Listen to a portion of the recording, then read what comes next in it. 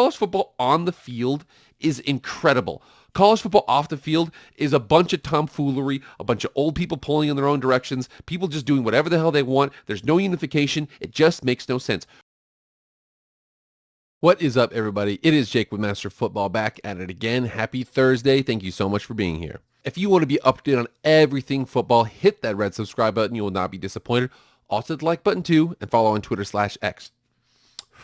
That fam is growing. Without further ado, let's get into the video. All right, guys, I saw something that at first I thought was really, really cool. But eventually, as with many things with college football, all college football off the field, it later on enraged me. I will explain why, because it is a classic example. If you do not have centralized leadership, you just do dumb crap. Let's get into that right now. So a really cool thing here. It says Army's inclusion keeps AAC 14 strong in football. The Navy game is intact. So this article just came out yesterday for everybody who's watching this on the 26th, stating that the American Athletic Conference has voted to add Army into the league as a football-only member starting with the 2024 season. Army will serve as a replacement for SMU, which paid for its way into the ACC next year, to keep the AAC at 14 teams. I think this will be great competition for Army, AAC Commissioner Mike Oresco said. I think Army will be extremely competitive in our conference. Oresco said his conference is done expanding for now. We're happy at 14. The football-only edition follows a similar arrangement that Navy has with the conference. Ensuring that the long-standing rivalry between Army and Navy is played at the end of college football season was an important detail to solve as part of Army's edition. And that's where the stupidity is. We'll talk about it here in a second. We're going to skip this point here and see what they actually mean. The Black Knights and Midshipmen will not face each other in AAC regular season conference game, and the rivalry will continue as a non-conference matchup. In a scenario in which Army and Navy finished at the top two in the conference standings, matching them up for the league's title game, they would play each other in back-to-back weeks, first for the AAC title and then in the rivalry week following week, sports said. From the very beginning, we knew that we had to keep Army and Navy separate, Oresco said. Okay, we need to talk about this from a couple different perspectives here. One, I understand the justification as to why. The reason why they want it to happen the way it is right now. They want to keep it and maintain the status quo. And again, it's an important thing that I'm going to lament here later on. They want to keep the status quo is because currently that game is played the week after the college football season ends. The college football season ends. Army Navy play. It's the only game on TV. And if you check out the average viewership throughout the year, you always see the Army and Navy are much higher. The reason why they're much higher than a typical team of that stature would be is because they're the only ticket in town and because about 10 million people watch it. It's a good game, blah, blah, blah, whatever that is. The problem with that, though, in the negative perspective here, the reason why they kept it is because, again, you want to keep all that money, keep all the fact that it's such a valuable game. But let me tell you this. This is another example of tradition and BS preventing the sport from moving forward. That's one example. Remember, not even less than a week ago from that, we have this scenario that everybody's talking about, which again is a holdover from the fact that nobody's in charge, nobody's headlining and making sure the sport is in a good direction. This story right here. Here we are on ESPN.com talking about LSU's Brian Kelly on the lack of headset communication with players. He says it's silly. Baton Rouge, Louisiana, LSU coach Brian Kelly said that he has encouraged the SEC to adopt headset communication, but that his efforts have ultimately gone nowhere. Kelly is frustrated that they can't use technology which is readily available and would effectively eliminate the practice of stealing signs. He says it's silly. Silly, meaning my genuine feeling is that we have too many smart people that have looked at this and said that we should be doing it, and we haven't taken the time to actually move it forward. Kelly said that teams attempting to steal signals of opponents has been going on forever. But this is the first time we've heard of sign stealing, he said. Whether there was a proposed sign stealing or people were buying tickets to the game, this is all part of why we should not even have this part of the equation. Ultimately, he says, I've never come back to the office and go, they got us, based on the fact that he says that they lost the game because of them stealing signs. And I include this here, this video from Colin Cowherd, basically talking right here with Joel Klatt, and basically what he said the thing that we all understand. in private meetings with each other, all the coaches say, oh, well, we don't want to change the integrity of college football. We don't want to have all these gizmos and fancy gizmos, this and that. We don't need any of that. And then privately they say, yes, absolutely, we steal signs because it gives us a competitive advantage. The coach goes to the AD and the coach says, say whatever you got to say. Say it's a cost, say it's, integrity of the helmets, whatever it is, just make some crap up so we can continue to steal signs so we don't have the green dot like they do in pro offense and pro defensive teams right now. So again, this is another example. This is another stupid example of college football not being able to update themselves because nobody's in charge, nobody's pulling in the same direction, everybody's doing their own thing, and a bunch of crap is happening. We saw this with the Army and Navy. The fact that they're in a conference but not in a conference together so they can keep their designation, it's just goofiness over there. We're seeing this here with the fact that we're not going to update the technology. They totally could put headsets in even Conference USA helmets, but they won't do it because of tradition, because of this, because that. Mostly it's because status quo and because a bunch of old heads are pulling the sport in the wrong direction. I'm going to take a little pot shot here at the Oklahoma Sooners football. Now you say, what? How are you going to take a shot at them? How are you going to take a shot at them? What are you talking about? Here's what I'm going to talk about. Right now, they've won 7 national championships. One of them was in 1950. That 1950 national championship's a very interesting thing. When you check it out, there's some questions to be brought up. Checking out Oklahoma. Oklahoma went all the way down there. They got to their bowl game. They got to the Sugar Bowl, and they lost.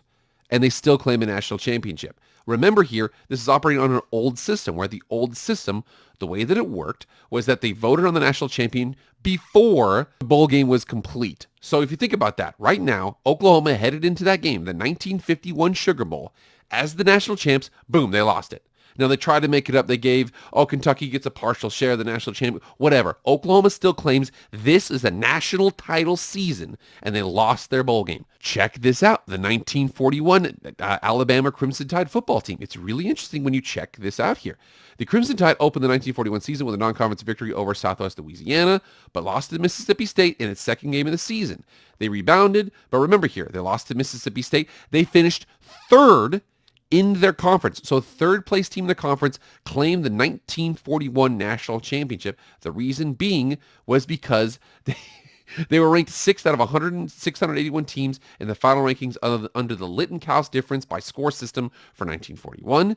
But remember here, most importantly, Alabama also claims a share of the 1941 national championship due to its selection as a national champion by the Howell-Gate system back in the day. So they finished the final AP poll ranked 20th. They were third in their conference, and they won the national championship. That's what the college football used to be. We come over, we check out the BCS National Championship. And again, I hope that what you guys are seeing here is the fact that we have a lot of holdovers from college football throughout the years. College football on the field is incredible. College football off the field is a bunch of tomfoolery, a bunch of old people pulling in their own directions, people just doing whatever the hell they want. There's no unification. It just makes no sense. We saw the fact that that Howell-Gate system, eventually, multiple iterations down the road, we gave the BCS National Championship system, which is supposed to match up 4 or 5 bowls between the 8 or 10 top 10 ranked teams. We also see the fact that if you come over here on the left side, one of the articles here is controversies of the BCS National Championship system. Here we are, BCS Championship Series controversy. So if you check this out, this is one's amazing. Check this out. Lobbying for votes. Another controversy occurred this season when voters jumped Texas over California in the final regular season poll. Texas coach Mack Brown publicly lobbied to give Texas the final at-large bid, although the Bears, a Pac-10 runner-up, would have normally had a first crack at the Rose Bowl berth. Brown lobbied for that and got that berth. Think about this. This is what college football was. It took us forever to kind of update this, but these changes happened 10, 20, 30 years down the road because nobody's in charge of this crap. Coming over here to Heisman.com. You think, well, certainly there's no tomfoolery with Heisman voting. Check this out. Frequently asked questions. How many voters submit their ballots before all the games are completed? Very few, they say on Heisman.com. In 2017, just 11% of voters submitted their ballots early. The vast majority waited until the final games were played of the regular season. Think about this. They even mentioned that too. Why doesn't the Heisman Trust wait until after the bowl game to hold the vote? The trust respects the integrity and tradition of most of the most meaningful regular season in sports. As a result, the Heisman has always been a regular season award. So 11% of people vote before all the games are done, all the regular season games. And the games, they're not going to vote afterwards because we trust the regular season, the fact that every game is a playoff in college football. Again, this is the reason why. This is another example of the fact that college football for years has had a great product and been managed terribly. Navy and Army are in the same conference and not in the same conference. We see the fact that nobody wants headsets because they want to be able to cheat legally. We see the fact that 1950 Oklahoma and 1941 claim national championships that they don't deserve. This is all in line with college football. I just hate it. And don't worry, guys, we finally found the one thing that college football does well. It's college football does a great job at scheduling their games. So as an example, Alabama and Notre Dame to hold the home-and-home football series in 2028 and 2029. Awesome. So that's only a couple years from now. Oh, this article came out in 2018. They legitimately scheduled the game 10 and 11 years in the future. But we got to remember here, college football scheduling has always been this dumb because straight up, there's nobody in charge. You do whatever the hell you want. It doesn't make any sense. It's not supposed to make any sense. All that matters is everybody's pulling in their own way. It's so stupid.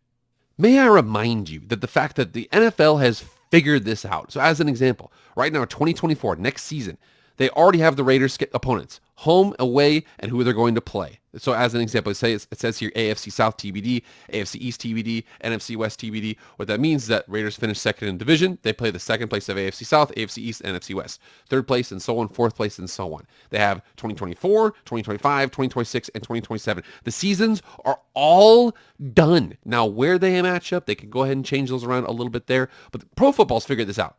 College football has not, and the reason being is because college football does not have a commissioner. So you come over here to 2016. Does college football need a commissioner? And again, it goes over here to recap the events of April 8. The fact that there's so much infighting between these people, voting over here, this and there. There's so much crap to kind of get through all of this stuff.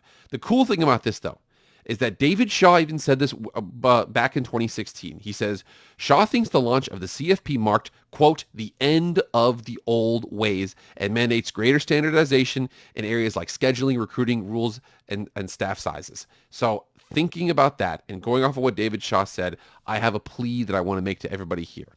There's so many aspects of college football that I love. The pageantry, the open offenses, the defenses, the recruiting, everything like this is so cool. There's so many old holdovers. The fact that you can vote early on Heisman voting. The fact that you basically can do whatever you want with scheduling. The fact you can't have headsets in the helmets because, we want to be able to cheat legally. There's a bunch of crap like that. But as you see, the best part about college football as of late, and the reason why we're going to head into a golden age of college football per Joel Klatt, NIL. The fact of the matter is that NIL and the transfer portal allows those top flight teams can't hold on to 5-star players for 3-4 years. It's going to spread it out. You saw the fact 2023, SEC's down a little bit. Isn't necessarily because they're bad, but all those players that would have sat the bench in Alabama are now starting at North Carolina. They're starting at Texas. They're starting at Cal, whatever. College football needs a commissioner to head all these things up because everybody's pulling in their own directions here. We need a united voice. All right. I'm sorry. That was such a small. They're in the same conference and they're not. What the hell are you doing? I understand the financial justifications for it, but again, sacrifice the financial justifications for it. Move it to its own week. Move it to a random Friday, something like that. You totally could have handled this, but no, you had to do it your own way. You had to have this old tradition, which is hurting everything about college football that's getting awesome right now is anti-tradition. NIL, transfer portal, CFP, everything that's good about college football right now is something that's new. All the old stuff, we need to slowly get rid of it. You should not be able to vote on the Heisman Trophy before all the games have done. You also should have to vote on it after the season is done. I want to see the bowl games too. I want to see the CFP too. You also should not be able to schedule 10 years down the road. Oh, it takes forever. No, it doesn't. The NFL does this. They've got this handled. You need to figure this crap out. But again, it would be a lot easier with the commissioner and everybody pulling in the same direction. We'll see if it happens. All right, guys, that's it. Thank you so much for being here. Please like, share, comment, subscribe. I'll see you guys later. I am out.